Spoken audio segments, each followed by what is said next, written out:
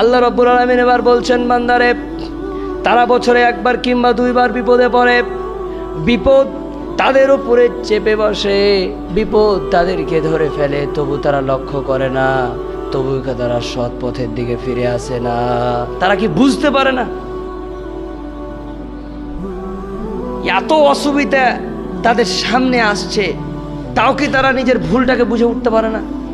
তিনি বলছেন, যাহারাল ফাসাদু ফিল বাররি ওয়াল বাহরি বিমা কাসাবাত আইদিন নাস লিয়ুযীকাহুম বা'দাল্লাযী আমিলু লাআল্লাহুম ইয়ারজিউন। আল্লাহ রাব্বুল আলামিন এবার বলছেন, বান্দারে মানুষের কিছু কর্মের কারণে তাদেরকে বিপদ দেওয়া হচ্ছে, তাদের কর্ম জলে স্থলে চারদিকে ছড়িয়ে পড়েছে। এই কর্মের কারণে তাদের উপরে আযাব আছে, শাস্তি আছে, যাতে করে তারা সৎ পথের দিকে ফিরে আসে, তারা ভালো পথটা বেছে নেয়, এই জন্য তাদের উপরে এই মুসিবতগুলো আসছে।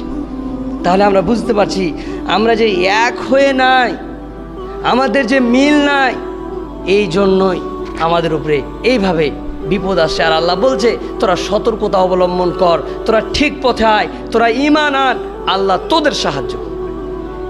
তিনি বলছেন, দেখেন একতা ভাবে থাকলে আমাদের লাভ কত। এই কথাটা বলার আগে একটা হাদিস বলি। আল্লাহর নবী জনাবে মুহাম্মদুর রাসূলুল্লাহ তিনি বলছেন, আল্লাহ রাব্বুল আলামিনের কাছে সব থেকে পছন্দনীয় আমল তিনটি। আল্লাহর নবী বলছেন, আল্লাহর কাছে সব থেকে পছন্দনীয় আমল তিনটি। বিশ্বনবী বললেন, আল্লাহর ইবাদত করা, একতাবদ্ধভাবে থাকা এবং আমিরের হুকুম মানা। তিনটা কাজ আল্লাহর কাছে খুব ভালো, খুব পছন্দনীয়। ওর মধ্যে দ্বিতীয় নম্বরটা হচ্ছে কি, এক হয়ে থাকা, মিলে থাকা। কিন্তু আমাদের এই জিনিসটাই আজ আমাদের ভিতরে নাই। এবার ইতিহাসের দিকে লক্ষ্য রাখি, এক হয়ে না থাকার কারণে আমরা যেটা পেলাম কি, ওটা লক্ষ্য করেন। আপনারা জানেন সেই বাবরি মসজিদের ঘটনা, জানেন তো? সবাই জানে। আপনি বলেন, এ পৃথিবীর ইতিহাসকে কলঙ্কিত করা হলো, বাবরি মসজিদকে যে ভাঙা হলো, পৃথিবীর কোনো জায়গাতে কোনো দেশে মসজিদ ভাঙা হয়েছে এরকম কোনো দলিল নাই। ভাঙলো ভারত, ভারতের কিছু লোক। এ সাহস তারা কোথায় পেল জানেন? এ সাহস তারা পেল, তারা বুঝতে পারলো যে যেই মুসলমান এখন আছে, এই মুসলমানের দ্বারা কিচ্ছু হবে না, এদের মিল নাই। আমরা এদের মসজিদগুলোকে যদি চুরমার করে দিই ভেঙে, আমাদের মোকাবেলা, আমাদের সাথে পাঙ্গা লওয়ার এদের সাহস নাই, ক্ষমতা নাই। এই ভেবে বাতিল সর্বপ্রথম আক্রমণ করলো বাবরির ওপরে। এক না থাকার কারণে লসটা আমি আপনাকে দেখাচ্ছি। সেদিন বাবরির ওপরে যে আক্রমণ হলো, বাবরি মসজিদের ওপরে, সেদিন বাবরির ওপরে আক্রমণ হয়নি। সেই দিন এই পৃথিবীতে বসবাস করা লক্ষ কোটি তাওহীদি জনতার কলিজার ভিতরে তারা আঘাত করেছে। তারা মুসলমানদের কলিজায় সেদিন বল্লম মেরেছে, শাবল মেরেছে। তারা বুঝতে পেরেছে মুসলমানকে এখান থেকে আমরা নিস্তেনাবুদ করে দেব, বরবাদ করে দেব। সেই বাবরি মসজিদ ভাঙাতে সাহায্য করলো নরসেনা, ভাঙলো শিবসেনা। এর বিরুদ্ধে ভারতের প্রধানমন্ত্রী এক টুকাও মামলায় কিছুই বলেনি, এই বাবরির মামলায় কিছুই বলেনি, আরো সহযোগিতার হাত বাড়িয়েছে। আপনি বলেন, এই যে বাবরি মসজিদ তারা ভাঙলো, এর প্রতিবাদে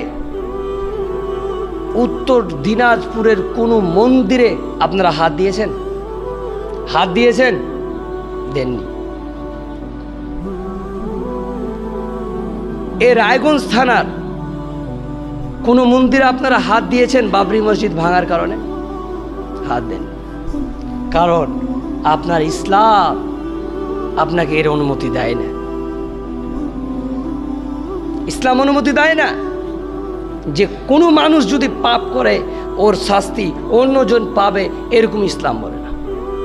যেখানে সেখানে মুসলমানকে পিটছে, মারছে, এর প্রতিবাদে কোনো হিন্দুর গতরে আপনারা হাত দিয়েছেন? দেননি। কিছুদিন আগে একটা ভিডিও ভাইরাল হলো, ট্রেনে একটা লোক, বয়স্ক লোক সফর করছে, 10-12 জন হিন্দু ওই লোকটাকে মারছে। ওকে যে মারলো, আরে 70-80টা হিন্দু আমাদের বাড়ির পাঞ্জরে থাকে, চাইলে পিছিয়ে দিতে পারবো। ইসলাম পারমিশন দেয় না। ইসলাম বলে না যে তুমি কাউরি শাস্তি কাউকে দাও। আমি আপনাকে বলতে চাচ্ছি যে এই সাহস তারা পেল কোথায়? মুসলমানকে মারছে, মসজিদ ভাঙছে, এখানে আক্রমণ, ওখানে আক্রমণ।